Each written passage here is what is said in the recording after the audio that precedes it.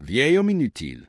De même, c'est avec ces deux mots qui m'ont appelé chez moi, mon propre fils, assis à la table du déjeuner devant toute la famille. Il l'a dit sans baisser la voix, sans vergogne, et je l'ai simplement regardé fixement, sans dire un mot, continuant à mâcher lentement le morceau de viande dans ma bouche, comme si ça ne m'avait pas fait mal. Mais bien sûr que ça faisait mal. Ce n'est pas facile à avaler. Sauf qu'à ce moment-là, j'ai compris que ça ne valait pas la peine de discuter. Et le lendemain, alors que le soleil filtrait à peine par la fenêtre du salon, je me suis levé, j'ai pris mes clés, j'ai appelé le serrurier et j'ai changé toutes les serrures de la maison. La porte d'entrée, la porte de derrière, le portail, tout, sans rien dire à personne, sans élever la voix, sans faire d'histoire. Parce que dans ce silence, je le savais déjà. Le pire dans cette famille, ce n'était pas moi, c'était eux. Laissez-moi vous dire qui je suis, car si vous voulez m'écouter, sachez au moins le nom du vieil homme qui vous parle. Je m'appelle José Trinidad Moral, mais toute ma vie on m'a appelé Don José. Rien de plus. Je suis né à Guanajuato. J'ai grandi à la campagne, travaillant de mes mains depuis mon enfance. J'étais maçon, boulanger et tout. Je n'ai pas fait beaucoup d'études, mais j'ai subvenu aux besoins de ma famille. J'ai élevé mes enfants avec le peu que j'avais, faisant toujours passer leurs assiettes avant la mienne. Et maintenant, à 73 ans, on me traite d'inutile. Imaginez, ce déjeuner était un dimanche. Nous étions tous assis, mes enfants, mes petits-enfants, même cette belle fille qui me regardait toujours avec dédain. C'était un de ces déjeuners autrefois réservés aux fêtes et qui, maintenant, ressemblait davantage à une obligation. Je remarquais cette atmosphère étrange depuis des semaines, des silences, des regards, comme si je les gênais, même lorsqu'ils ouvraient le réfrigérateur. Mais ce jour-là était différent. Ce jour-là, les allusions cessèrent. Mon fils, le plus jeune, celui que j'avais le plus aidé lorsqu'il avait perdu son emploi, lança le poison. Vieil homme inutile. Et je le répète, ce n'est pas que ça ne faisait pas mal. Au fond de moi, j'avais l'impression qu'on me pressait la poitrine avec une pierre. Mais j'avais appris que parfois le silence est plus fort que 1000 cris. Alors je ne dis rien. Je mangeais. Je m'essuyais la bouche, me levais de table et allais dans ma chambre. Là, assis sur le lit, les yeux fixés sur la fenêtre, je réfléchissais tout l'après-midi. Je repensais à tout ce que j'avais fait pour eux et à tout ce qu'ils ne faisaient pas pour moi. Cette nuit-là, pendant que les autres dormaient, je restais éveillé, les yeux fixés au plafond. Et à l'aube, sans un mot, je sortis dans la rue. Je marchai jusqu'à la quincaillerie du quartier, celle que fréquentait toujours don Felipe, un vieil ami. Je lui ai demandé de nouvelles serrures, les meilleures qu'il avait, de nouvelles clés, des jeux complets, et il me les a vendues sans trop poser de questions. Je suis rentré à la maison et suis entré lentement. Tout le monde dormait encore. Et c'est là, dans ce silence, que j'ai commencé à changer les serrures à une de mes propres mains, car s'il me reste quelque chose, c'est la force et la dignité qui me restent. Quand mon fils est réveillé et a vu ce que je faisais, il m'a regardé, le visage blême. « Qu'est-ce que tu fais, papa ?» a-t-il demandé. Et j'ai simplement répondu, calmement, en le regardant droit dans les yeux. « Rien, je répare ce qui était cassé. Parce que dans la vie, mon fils, il y a des choses qui, si on ne les verrouille pas, ne se cassent jamais complètement. Crois-moi, je n'oublierai jamais le visage de mon fils ce matin-là. Ses yeux étaient encore à moitié ouverts par le sommeil. Mais quand il m'a vu là, agenouillé sur le seuil, en train de changer les serrures de mes propres mains, il a soudain oublié sa somnolence. Il ne savait pas s'il devait me crier dessus, s'approcher, s'il devait me demander. Mais bien sûr, il a demandé, et je lui ai juste dit que je réparais ce qui était cassé. Inutile d'en dire plus. Il n'a pas eu le courage de continuer à me demander, et je n'allais pas lui donner d'autres explications. Le reste de la famille s'est lentement levé.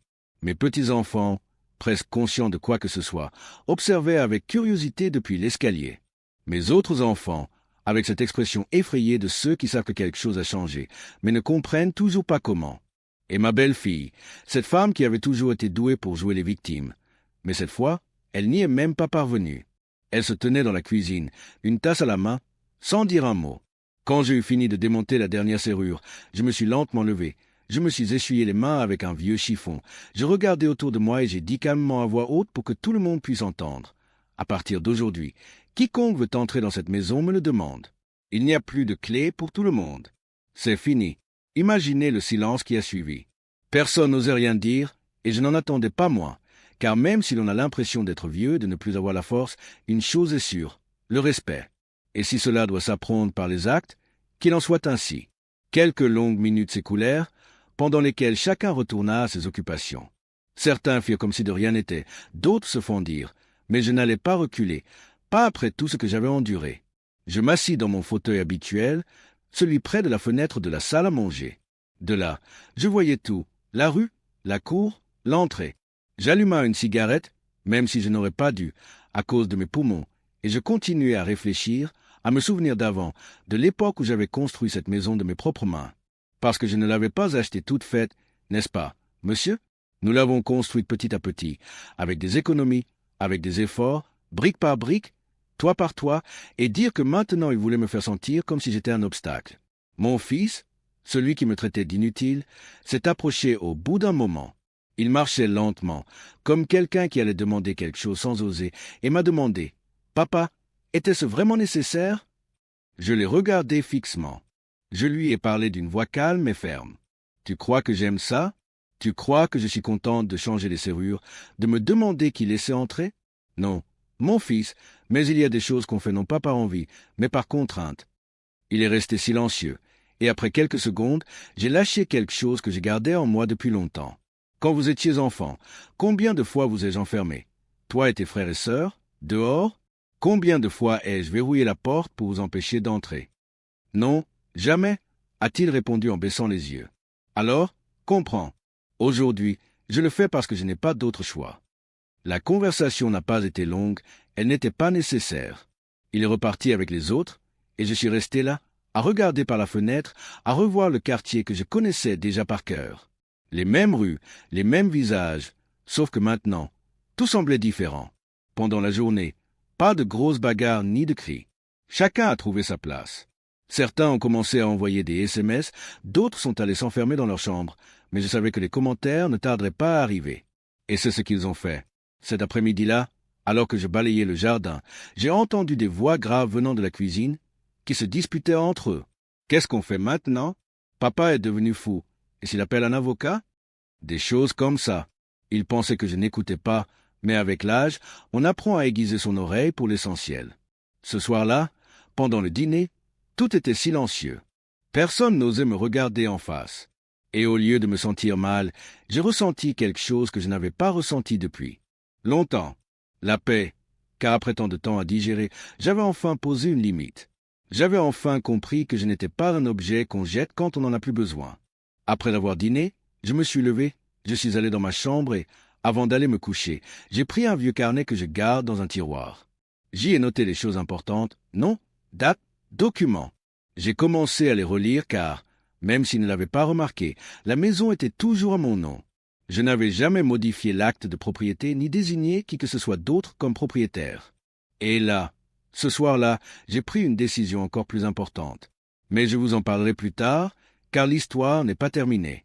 Ce matin, alors que le premier rayon de soleil commençait à peine à filtrer par les fenêtres du salon, j'étais déjà réveillé, assis dans mon fauteuil près de la fenêtre avec le même café noir que je prépare tous les jours depuis je ne sais combien d'années.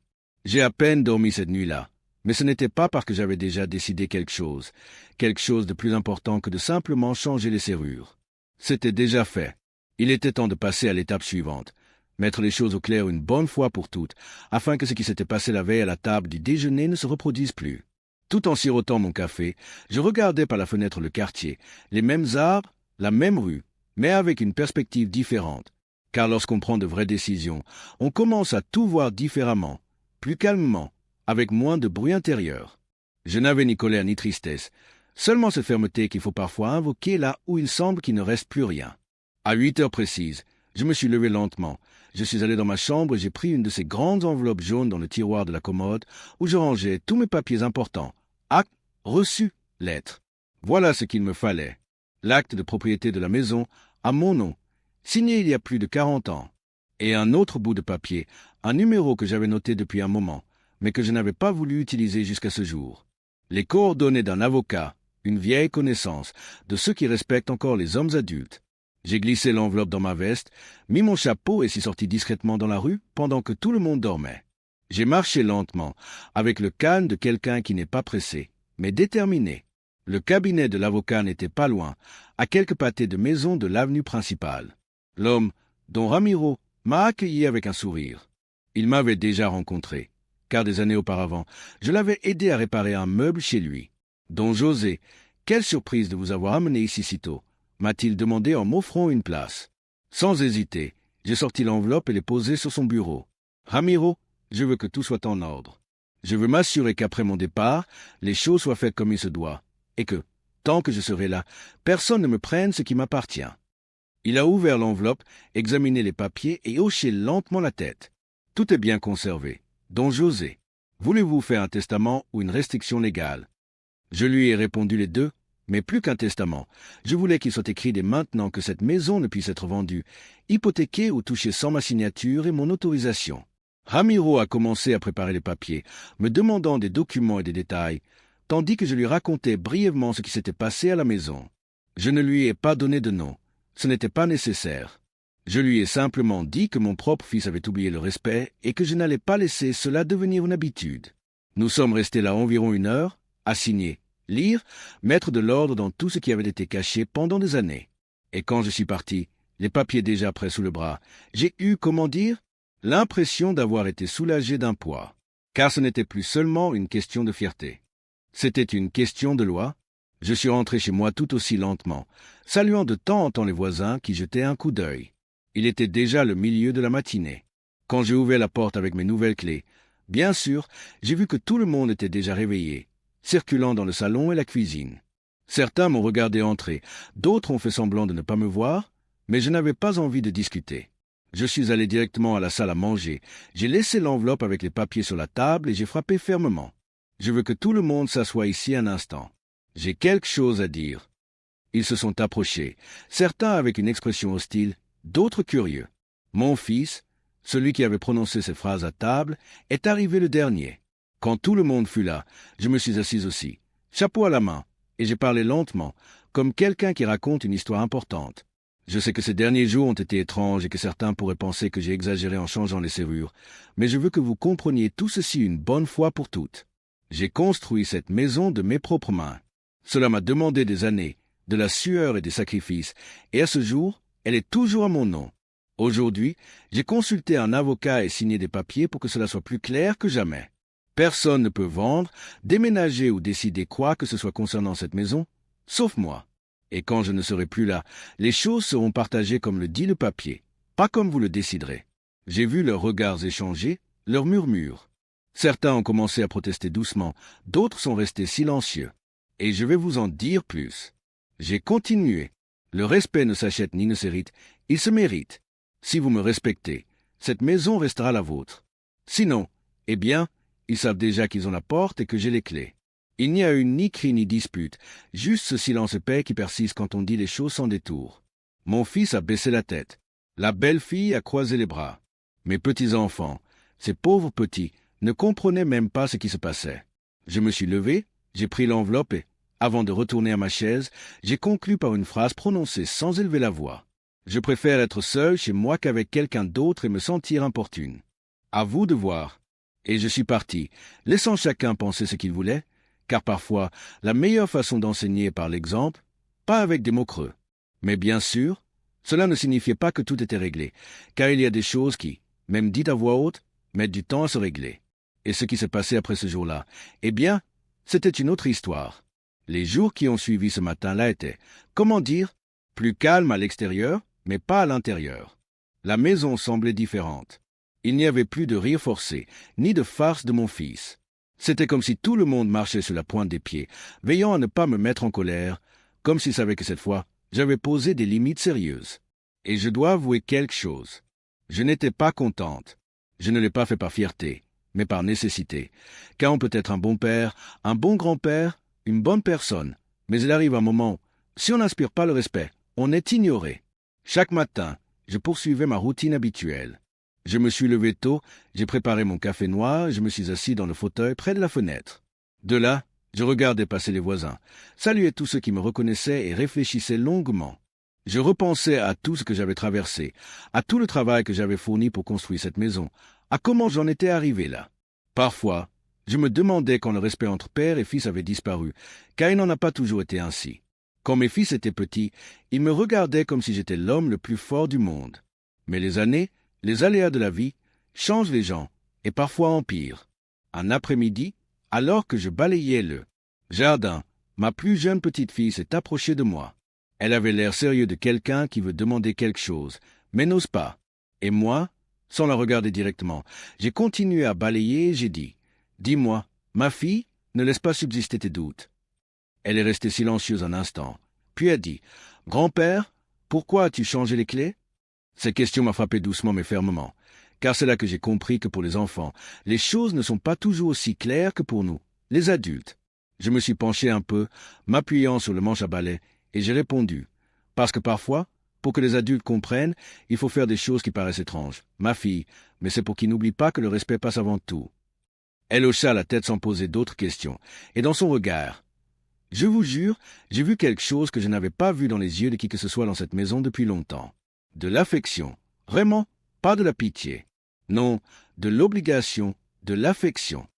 2 semaines passèrent ainsi, sans conflit majeur, mais avec cette tension qui flottait dans l'air. Je rangeais mes papiers, mes affaires en ordre, je ne laissais rien paraître. J'avais déjà appris à ne pas faire entièrement confiance, même aux membres de la famille.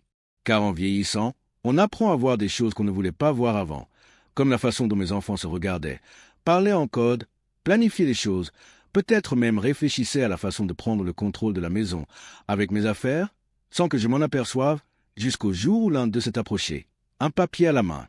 C'était mon fils aîné, celui qui avait toujours été le plus discret, mais qui, maintenant, s'approchait avec un air sérieux. Il s'est assis devant moi et m'a dit « Papa, je me demandais, ne serait-il pas préférable que nous laissions tout en ordre pour qu'il n'y ait pas de problème ?» Plus tard, je le fixai du regard. Je comprenais parfaitement ce qu'il voulait dire. Et sans perdre mon calme, je répondis « Et pourquoi t'inquiètes-tu maintenant si ça ne t'a jamais préoccupé avant ?» Il baissa les yeux. « Parce qu'on n'est plus si jeune. Papa, et je ne veux pas qu'il y ait de problème entre les frères demain. » J'ai pris une gorgée de café, je l'ai regardé de nouveau et j'ai dit « C'est déjà réglé, fiston. » Je suis allé avec l'avocate. Tout est écrit et signé, et il ne devrait pas y avoir de problème, car tout sera réglé comme je l'ai laissé. Il serra le papier dans sa main, mais ne dit rien de plus. Il se leva et partit. Sérieux. Et là, assise à nouveau seule, je compris que ce n'était pas qu'une question de respect. C'était que le temps avait passé, et que j'étais toujours déterminé à prendre soin de ce qui m'appartenait, car personne d'autre ne le ferait à ma place. Cette même nuit, alors que tout le monde dormait, je me suis relevé.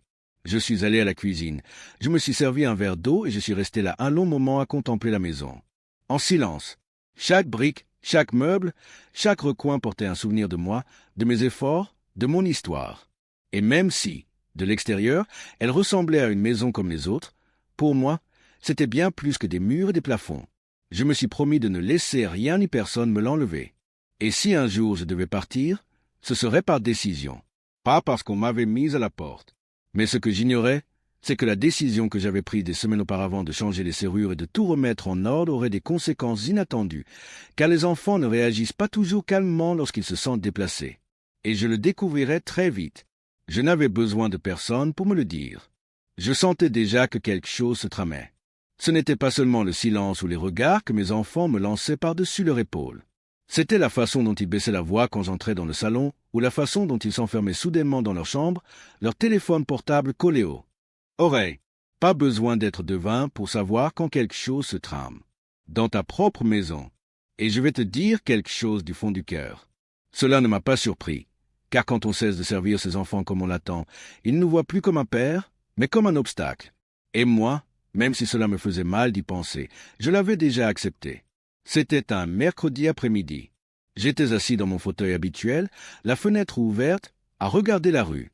Le soleil se couchait déjà, projetant cette longue ombre que j'ai toujours aimé voir, car elle me rappelle que le jour se termine, mais pas encore tout à fait. Soudain, mon plus jeune fils s'est approché de moi. Celui-là même qui avait prononcé cette phrase à table, celui-là même qui m'avait regardé comme un vieux meuble, s'est assis devant moi, les mains jointes, le regard fixé au sol. « Papa », m'a-t-il dit de cette voix que prennent ceux qui ne savent pas par où commencer. On a discuté avec mes frères. Je n'ai pas répondu, j'ai continué à regarder par la fenêtre comme si cela n'avait rien à voir avec. Moi, parce que je savais déjà où ça allait. Et nous pensons qu'il serait préférable, a-t-il continué, que tu ailles dans un endroit où on s'occuperait mieux de toi. Tu sais, un endroit pour personnes âgées, avec des infirmières et des médecins. Là, j'ai lentement baissé les yeux et je lui ai regardé fixement, sans hâte, sans colère. Une maison de retraite, Je lui ai demandé comme si je ne savais pas. Ce n'est pas parce qu'on ne veut pas de toi ici. Papa, c'est pour ton bien.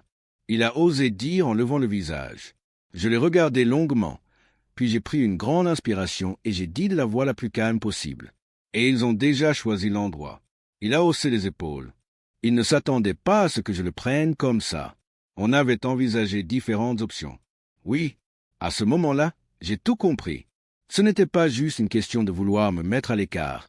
C'était une question de papier, d'argent, de garder ce qui m'appartenait. Et je me suis dit, s'ils pensent que je vais juste quitter cette maison comme ça, il ne s'est rien passé, ils ne me connaissent pas. Mais je n'ai rien dit d'autre. Je me suis lentement levé de ma chaise, aussi calme que d'habitude, et je suis allé à la cuisine. J'ai ouvert le tiroir où je gardais les nouvelles clés, celles que j'avais seules. Je les ai regardées une seconde, j'ai senti leur poids dans ma main, puis je les ai remises. Sauvé. Je savais que le moment d'agir approchait. Ce soir-là, je n'ai pas dîné avec eux. J'ai fermé la porte de ma chambre et je suis resté là, silencieuse, à réfléchir, à me souvenir de choses. Du jour où j'ai posé la première pierre de cette maison jusqu'au jour où j'ai élevé chacun de mes enfants. Je me suis demandé si, à un moment donné, j'avais été injuste envers eux, s'ils avaient manqué de quelque chose. Et j'en arrivais toujours à la même conclusion. J'ai fait de mon mieux avec les moyens du bord. Le matin, alors que le soleil commençait à peine à se lever, je me suis levé plus tôt que d'habitude. J'ai enfilé ma chemise bleu clair, celle que je porte pour les choses importantes, et je suis allé me promener dans le quartier. Je suis passé à la quincaillerie, j'ai salué le vieux Felipe et j'ai acheté un grand cadenas neuf, de ceux qu'on ne peut pas ouvrir avec n'importe quel objet. Je suis rentré à la maison avant le réveil. J'ai bien fermé la porte, m'assurant que tout était à sa place, et je me suis rassis dans mon fauteuil, attendant qu'ils se lèvent. Ils ont commencé à sortir de leur chambre, un par un. J'ai lu leur surprise en me voyant là, habillée, prête, comme si de rien n'était. Mon plus jeune fils a été le premier à parler. « Papa, tu y as pensé ?»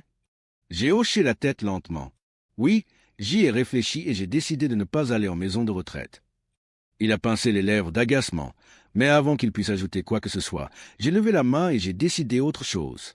Je me suis levé du fauteuil, j'ai sorti le cadenas de ma poche et je l'ai brandi en l'air pour que tout le monde le voie. À partir d'aujourd'hui, cette maison sera fermée. Avec ça, quiconque ne le respecte pas, quiconque ne comprend pas qu'on n'emmène pas son père ici comme un déchet, s'en va et ne revient jamais. Il y eut un silence. Personne ne bougea.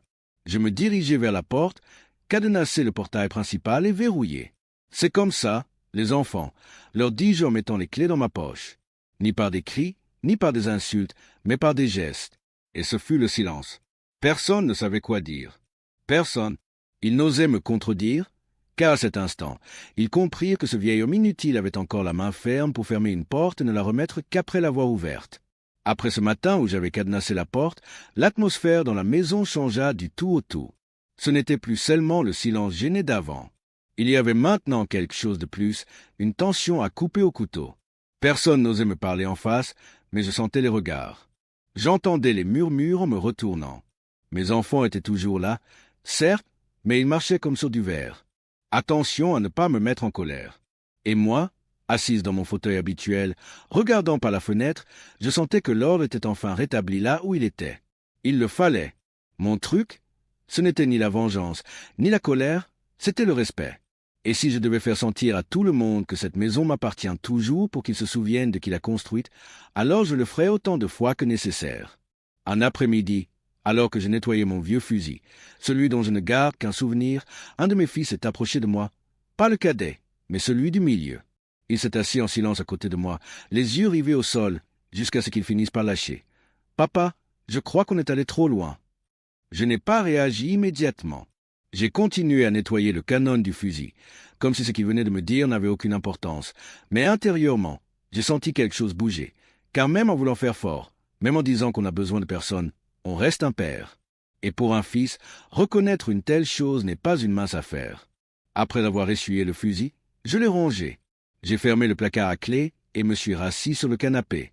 Ce n'est qu'à ce moment-là que je l'ai regardé. « Et pourquoi dis-tu ça ?»« Ça maintenant ?» lui ai-je demandé. Il a haussé les épaules. « Parce qu'on en a discuté entre nous, et je ne pense pas qu'on ait apprécié tout ce que tu as fait pour nous. Papa !» Ses paroles étaient sincères. Je l'ai remarqué, mais j'ai aussi compris que tout le monde à la maison n'était pas du même avis. car pendant que l'un d'eux parlait ainsi, les autres continuaient à me regarder comme si j'étais un obstacle, quelque chose qui n'était là que parce qu'ils ne savaient pas encore comment l'éliminer. Je lui ai simplement dit « Je suis content que tu comprennes, mais ça ne change rien. Les règles sont déjà établies. » Il acquiesça silencieusement, se leva et partit. Et je me retrouvais seul, mon café à côté de moi, à réfléchir à comment j'en étais arrivé là, car il n'est pas facile de vieillir et de comprendre qu'il faut fixer des limites à ses propres enfants. Mais c'est parfois le seul moyen d'éviter que les choses ne dégénèrent. Le soir même, après le dîner, je relisais calmement les papiers. Je sortis l'enveloppe où je gardais l'acte de propriété, les papiers de l'avocat, tout en ordre. Je voulais être sûr que si un jour il me proposait des idées étranges, j'aurais tout en main pour défendre ma cause. Ma main ne tremblait pas. C'était simplement une précaution, comme quelqu'un qui vérifie les serrures avant de dormir. Mais ce à quoi je ne m'attendais pas, c'est ce qui se passa le lendemain. À l'aube, alors que je préparais mon café, j'entendis du bruit à l'entrée. Je sortis regarder dehors et vis qu'un de mes enfants, le plus jeune en fait, essayait de forcer le cadenas avec un outil. Il ne vit rien.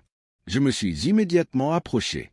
Je suis resté sur le pas de la porte de la cuisine, à l'observer en silence, attendant, et quand il a réalisé que j'étais là, il s'est arrêté net. « Qu'est-ce que tu fais » lui ai-je demandé, d'une voix basse mais ferme.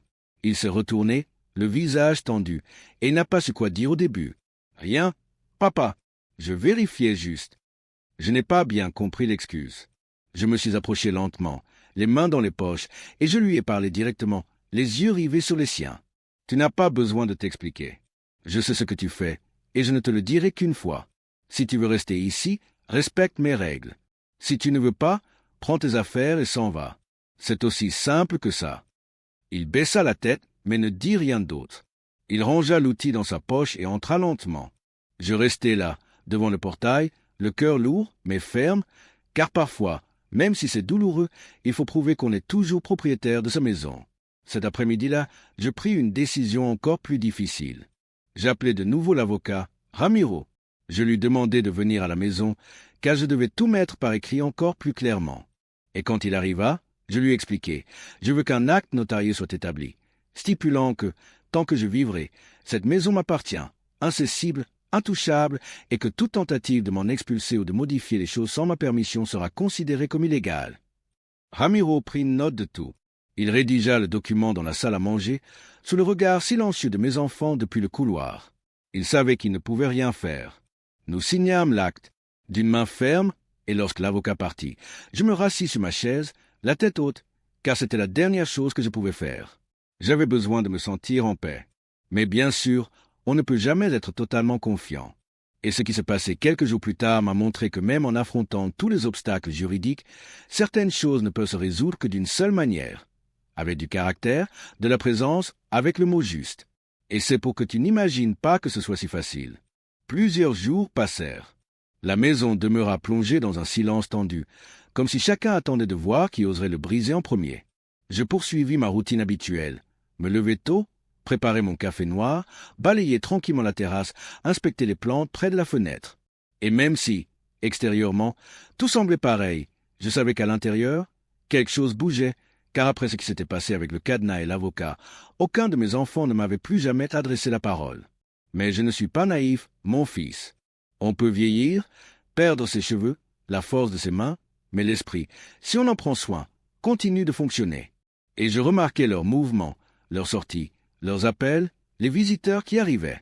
Ils sont arrivés sans prévenir et ne m'ont pas salué, comme si j'étais invisible chez moi. Un matin, alors que j'étais assis sur la terrasse à épousser ma vieille radio, j'ai entendu le cadet parler au téléphone dans la cuisine. Je ne suis pas allé le voir, mais de là où j'étais, je l'ai clairement entendu. Il parlait de papier. Il voulait que les démarches soient réglées au plus vite avant que ça ne se complique. Et puis j'ai confirmé. Il n'allait pas laisser les choses en l'état. Malgré tous mes contrats avec l'avocat, il cherchait toujours un moyen de me prendre ce qui m'appartenait, de me faire sortir de chez moi. L'après-midi même, j'ai décidé de faire quelque chose que j'avais repoussé jusque-là. J'ai quitté la maison avec mes clés et le cadenas en poche et je suis allé directement chez le notaire de la ville. J'avais l'enveloppe contenant tous mes papiers, les documents signés, à la main. À mon arrivée, j'ai parlé au notaire en chef, un homme d'un certain âge qui me connaissait déjà depuis l'achat du terrain où se trouvait la maison. Je lui ai expliqué la situation. Sans détour, mes enfants cherchent un moyen de prendre ce qui m'appartient et je veux que tout soit encore plus lié. Qu'il soit consigné que cette maison m'appartient jusqu'à mon dernier jour de vie, et s'ils essaient de déplacer un morceau de papier sans ma permission, ils auront de sérieux ennuis juridiques. Bonia, le notaire, a tout de suite compris. Il m'a fait signer un document complémentaire, une sorte d'affidavit, et on a déposé une copie dans son bureau. Quand j'ai fini, je suis reparti de là la tête plus calme, car ce n'était plus que des paroles entre familles. Désormais, la loi était de mon côté, donc personne ne pouvait la contourner. Quand je suis rentré chez moi, j'ai trouvé tout le monde rassemblé dans le salon. Je ne sais pas si c'était une coïncidence ou s'ils s'attendaient déjà à quelque chose. J'ai laissé mes papiers dans la chambre et je me suis assis sur ma chaise habituelle. C'est alors que le plus jeune s'est levé et m'a regardé avec un mélange de nervosité et de colère et m'a dit à voix haute : « Papa, il faut qu'on parle. » Je lui ai fait signe de parler. Et là, devant tout le monde, il a dit ce qu'il déjà imaginait, qu'ils avaient parlé seuls avec un avocat, qu'ils voulaient faire un transfert, qu'ils avaient dit que je n'étais plus en mesure de gérer les choses seul. Et pendant que je le disais, j'ai remarqué que certains de mes autres enfants hochaient la tête, comme s'ils suivaient tous le même plan. J'ai attendu qu'il ait fini et quand il y a eu enfin le silence, je me suis levé lentement, m'appuyant des 2 mains sur les accoudoirs de la chaise. Je les ai tous regardés un à un, sans me presser, et je leur ai dit d'une voix ferme et claire, sans crier : « Vous pensez que parce que quelqu'un a les cheveux blancs et marche plus lentement, il ne comprend plus, n'est-ce pas ? Pensez-vous que vous pouvez décider à ma place, que vous pouvez jouer à être propriétaire de ce que vous n'avez pas construit ? Mais vous avez tort, parce que je suis peut-être vieux. Oui, mais je ne suis pas idiot. J'ai déjà tout laissé arranger et je vous le ferai savoir maintenant pour que vous ne perdiez pas de temps. Si l'un d'entre vous essaie de déplacer un morceau de papier ou de changer quelque chose sans ma permission, il sera confronté à la loi et à moi. » Il y avait un tel silence qu'on pouvait entendre le bourdonnement du réfrigérateur. Personne n'osait rien dire, pas même le plus jeune, celui-là même qui avait tout déclenché. Et moi, au lieu de me rasseoir, je me dirigeai vers la porte, sortis le cadenas de ma poche et le replaçai sur le portail en le fermant fermement. Puis, les clés en main, je me suis retourné et j'ai ajouté : « À partir d'aujourd'hui, si quelqu'un veut entrer ou sortir, ce sera selon mes conditions. Et celui qui n'est pas d'accord, qu'il parte. Je suis déjà grand, oui, mais j'ai encore la force de fermer cette porte moi-même. » J'ai compris que grand-père, le vieil homme inutile, dirigeait toujours son propre pays et que tant que je vivrais, personne ne m'enlèverait de ce qui était à moi. Mais quand même, il y avait quelque chose qui me disait que cette histoire n'était pas encore terminée. Parce que quand la fierté entre dans le cœur des gens, il y a toujours un mouvement de plus et j'étais prêt à tout ce qui arriverait. Après cet après-midi où j'ai mis les choses au clair, la serrure fermée et la clé bien rangée dans ma poche, j'ai pensé que peut-être que les choses allaient se calmer, que mes enfants comprendraient une fois pour toutes qu'ils ne jouaient plus avec moi, que je n'étais pas un vieil homme qu'on pouvait manipuler à sa guise. Mais j'avais tort car quand il s'agit d'argent, quand l'ambition rentre dans le cœur, le respect n'a plus le même poids. Et je vais vous dire quelque chose. Peu importe combien vous les avez élevés, nourris, emmenés chez le médecin lorsqu'ils étaient enfants, les enfants oublient parfois. Ils oublient vite. C'était un jeudi matin. Je m'en souviens bien car le jeudi, j'aime toujours nettoyer la cour. Ce jour-là, je balayais avec le soleil encore bas quand j'ai entendu un bruit étrange dehors, près de la clôture. Au début, je pensais que c'était le vent, mais non. Je me suis approché lentement et j'ai vu un homme, qui ne faisait pas partie de la famille, forcer la serrure avec un outil. Un inconnu, jeune, avec une casquette et des lunettes noires. Il ne m'avait pas vu. Je suis resté à l'observer depuis le porche jusqu'à ce qu'il lève les yeux et se fige lorsqu'il me voit là avec le balai à la main. « Qui es-tu » lui ai-je demandé sans élever la voix. L'homme n'a pas répondu. Il a laissé tomber l'outil, a fait un pas en arrière et à ce moment-là, j'ai vu mon plus jeune fils sortir du côté de la maison. Je l'ai vu clairement, avec un visage pâle, me regardant comme s'il m'avait surpris en plein péché. Que se passe-t-il ici ? J'ai demandé à nouveau cette fois en regardant directement mon fils. Il hésita, se gratta la nuque et finit par lâcher un mot, à moitié nerveux. C'est un ami. Il venait juste pour m'aider à changer la serrure. Là, j'ai tout compris. Ce n'était pas un ami ou quelque chose comme ça. Il l'avait apporté pour essayer de me faire sortir de chez moi, pour casser la serrure et entrer sans me demander la permission. Et je vais te dire quelque chose, mon fils. À ce moment-là, j'ai senti quelque chose dans ma poitrine.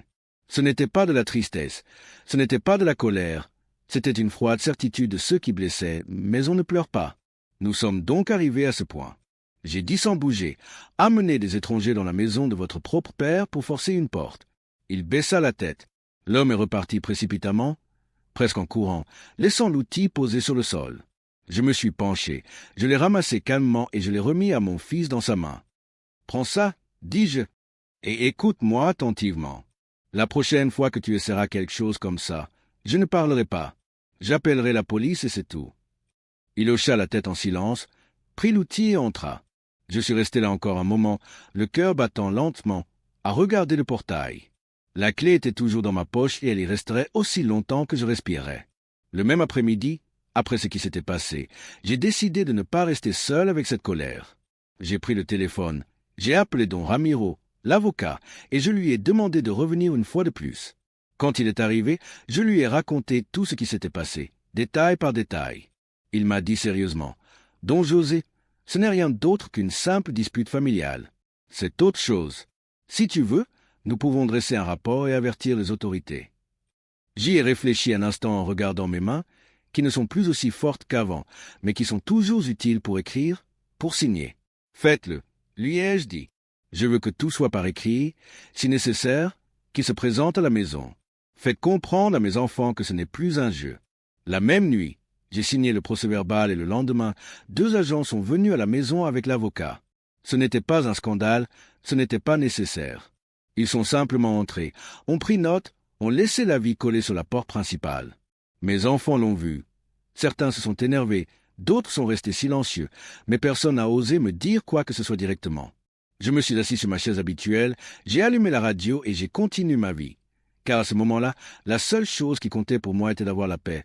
Pas de vengeance, pas de colère, juste la paix. Façon. Et j'ai compris que ça, autant comme ça fait mal, ça peut arriver à n'importe qui.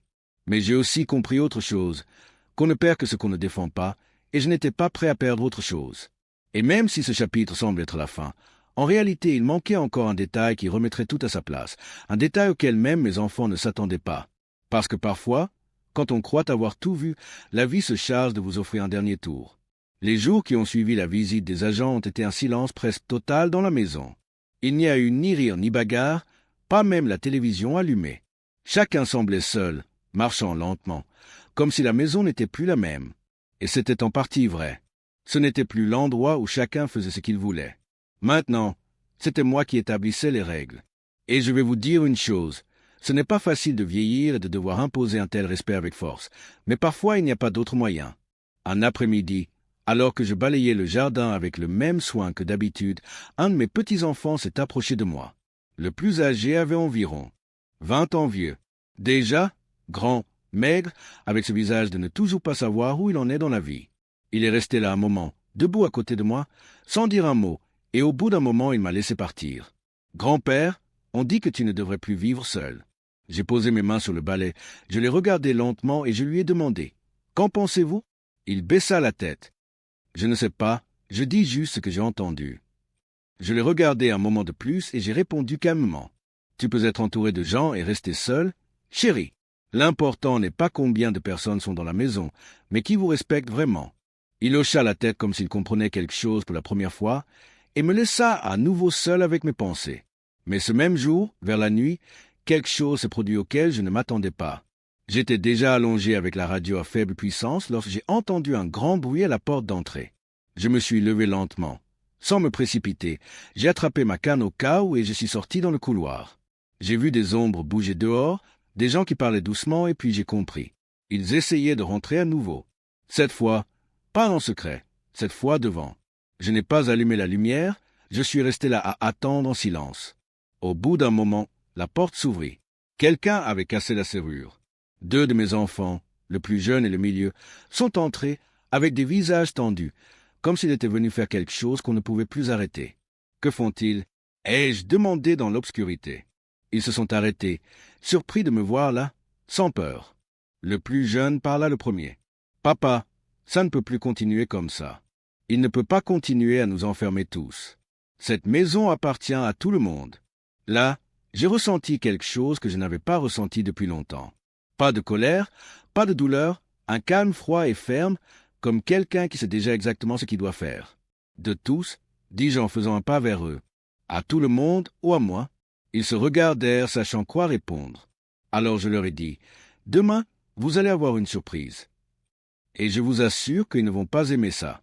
Et je me suis retourné, Je suis retourné dans ma chambre, j'ai verrouillé la porte et je me suis recouché comme si de rien n'était, car le moment était venu de faire le dernier pas, le dernier, et cette fois il n'y aurait pas de retour en arrière. Le lendemain matin, je me suis réveillé avant le lever du soleil. Je n'avais pas besoin de montre pour savoir qu'il était tôt. L'air froid qui passait par la fenêtre me l'avait déjà dit. Je me suis assis sur le bord du lit, j'ai posé calmement mes pieds sur le sol et avant de me lever, j'ai ouvert le tiroir où je gardais les clés et l'enveloppe avec les papiers de l'avocat. Il était temps. Cette nuit-là, lorsque mes enfants sont entrés pour casser la serrure, j'ai compris qu'il ne s'agissait plus seulement de respect, mais de dignité. Et s'il y avait quelque chose que je n'allais pas perdre dans cette vie, même si je restais complètement seul, c'était ça, ma dignité, avec l'enveloppe sous le bras et les clés dans sa poche. J'enfile ma chemise bleu clair, celle que je porte toujours pour les choses importantes. Je suis descendu à la cuisine, je me suis fait un café comme un matin sur deux et je l'ai pris sans me presser, regardant par la fenêtre alors que le ciel s'éclaircissait lentement. Puis j'ai attrapé ma canne et mon chapeau et j'ai quitté la maison en verrouillant la porte derrière moi. Cette fois-là, je ne suis pas allé chez le quincaillerie ni chez le notaire. Je suis allé directement au registre de la propriété. Là, avec l'avocat qui m'attendait, nous avons signé les papiers que j'avais déjà préparés la veille, la vente formelle de la maison, mais pas à mes enfants, ni à aucun membre de la famille, à un acheteur externe, un homme de confiance de Don Ramiro, qui a payé la juste valeur, n'avait aucun intérêt à y rester et à y vivre. Uniquement sur le terrain, dans l'investissement. Quand tout fut signé et scellé, je suis reparti de là le cœur serein. Ce n'était plus ma maison, mais ce n'était pas la leur non plus. Et je vais vous dire quelque chose qui peut paraître froid. Cela ne m'a pas fait de mal, car cette maison n'était plus celle que j'avais construite de mes propres mains. Désormais, ce n'était plus que des murs où il n'y avait plus aucun respect. Je suis revenu vers midi. J'ai ouvert la porte avec la clé une dernière fois. Mes enfants étaient là dans la chambre, assis à m'attendre. Je les ai regardés un à un sans hâte et leur ai dit « Ce sera la dernière fois que je franchirai cette porte.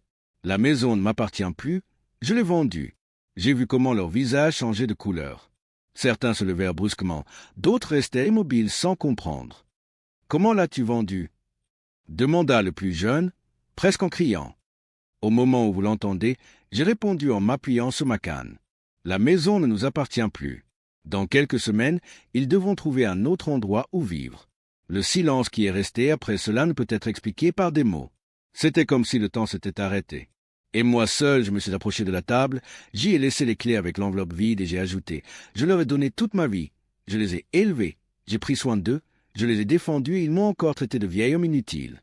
Ils m'ont traité comme je ne valais rien. Alors maintenant, c'est à mon tour de décider et je décide de recommencer. » J'ai pris mon chapeau, je l'ai mis calmement et je me suis retourné. Je me suis dirigé vers la porte, je l'ai ouverte et avant de partir, je me suis arrêté une seconde pour dire la dernière chose. Je préfère dormir sous un arbre plutôt que de vivre dans une maison où je ne suis plus respecté. Et sur ce, je suis parti. J'ai marché lentement dans la rue sans me retourner. Je savais que c'était la fin d'une histoire et le début d'une autre. Parce qu'il n'est jamais trop tard pour réécrire son propre chemin, même si c'est la canne à la main et le cœur un peu fatigué. Si vous êtes venu jusqu'ici en m'écoutant, je vous remercie du fond du cœur de m'avoir accompagné et je tiens également à remercier la chaîne Café comme Bobo de m'avoir donné l'opportunité de raconter mon histoire et d'aider cette chaîne. Abonnez-vous ici et partagez cette vidéo car chaque jour il y a une nouvelle histoire et qui sait, l'une d'elles peut être similaire à la vôtre aussi. M.